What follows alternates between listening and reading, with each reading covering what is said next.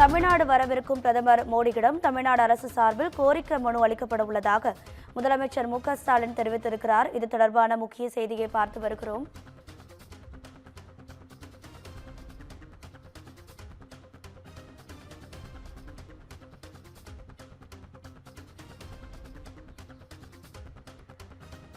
பிரதமர் மோடி தமிழ்நாடுக்கு வரவிருக்கக்கூடிய நிலையில் தமிழ்நாடு அரசு சார்பில் கோரிக்கை மனு அளிக்கப்பட உள்ளதாக முதலமைச்சர் மு.க.ஸ்டாலின் தெரிவித்திருக்கிறார்.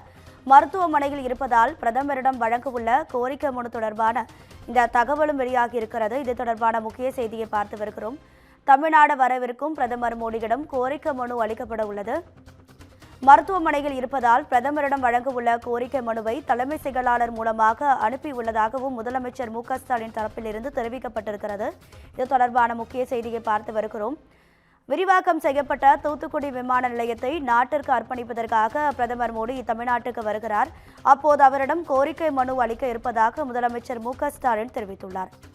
அவர் மருத்துவமனையில் இருப்பதால் அவரது சார்பாக தலைமை செயலாளர் அந்த மனுவை வழங்க உள்ளதாகவும் தெரிவிக்கப்பட்டிருக்கிறது. இது தொடர்பான கூடுதல் தகவல்களை நமது செய்தியாளர் சிவகுமார் வழங்கிட கேட்கலாம். சிவகுமார், வணக்கம். உங்க தகவல்கள். இன்று பாத்தீங்கன்னா தூத்துக்குடியில புதிதாக விரிவமைக்கப்பட்ட அந்த விமான நிலையத்தை திறந்து வைப்பதற்காக பாரத பிரதமர் மோடி வர்றாரு. இதனை எடுத்து பாத்தீங்கன்னா தமிழக அரசு தரப்புல தற்போது முதல்வர் தரப்புல முதல்வர் ஏற்கனவே உடல்நலக்குறைவு காரணமா அப்பல்லோ மருத்துவமனையில அனுமதிக்கப்பட்டிருக்கிற நிலையில மத்திய அரசுக்கு கொடுக்கப்பட வேண்டிய அந்த மனுக்கள் அமைச்சர் தங்கம் தென்னரசு வழியா கொடுக்கறத தற்போது முதல்வர் ட்வீட் ஒன்று வெளியிட்டு இருக்கிறாரு. அதை என்ன குறிப்பிட்டிருக்கிறாருன்னா, உடல்நலக்குறைவு காரணமா மருத்துவமனையில் இருக்கக்கூடிய சூழ்நிலையில தமிழ்நாட்டில் வரக்கூடிய மாண்புமிகு பிரதமர் அவர்களிடம் வழங்க உள்ள கோரிக்கைகள் அடங்கிய மனுவை தலைமைச் செயலர் மூலமாக கொடுத்து அனுப்பியுள்ளதாகவும் அதை மத்திய மாநில அமைச்சர் தங்கம் தென்னரசு பிரதமருக்கு வழங்குவார்னு தெரிவிச்சிருக்கிறாங்க.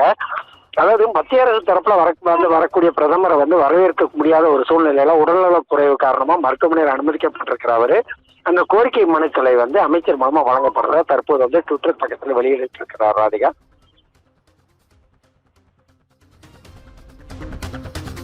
தகவல்களுக்கு நன்றி சிவகுமார்.